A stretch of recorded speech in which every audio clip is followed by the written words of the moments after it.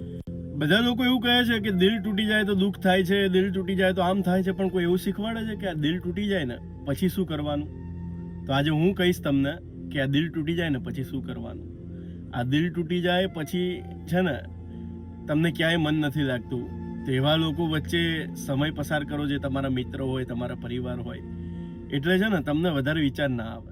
બીજી, તમારી જાતને એટલી વ્યસ્ત રાખો અને એક વસ્તુ એવી તમે નક્કી કરો કે આજે જે વ્યક્તિ મારી જે પરિસ્થિતિ જોઈને મારું દિલ તોડ્યું છે ને, તો હું એ પરિસ્થિતિ બદલીને એટલી સારી પરિસ્થિતિ લાવીશ ને કે એક દિવસ એ વ્યક્તિને છે ને અફસોસ થશે. એટલે એ બાને તમારો વિકાસ થશે. પોતાની જાતને બિઝી રાખો, એક્સરસાઇઝ કરો, વાંચો સારું, કમાવ સારું, નોકરીમાં સતત વ્યસ્ત રહો, ભાઈબંધોની વચ્ચે બેસો. એટલે એક ક્ષણ પણ તમે છે ને ફ્રી ના પડો ને એટલે વિચાર કંઈ આવે જ નહીં.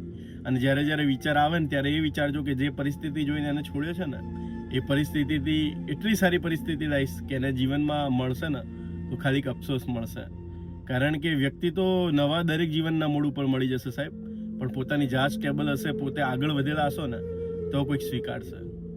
આટલી વસ્તુ જીવનમાં ઉતારી દેશો ને તો જીવનમાં દુઃખી નહીં થવું પડે ફરીથી. જય શ્રી કૃષ્ણ.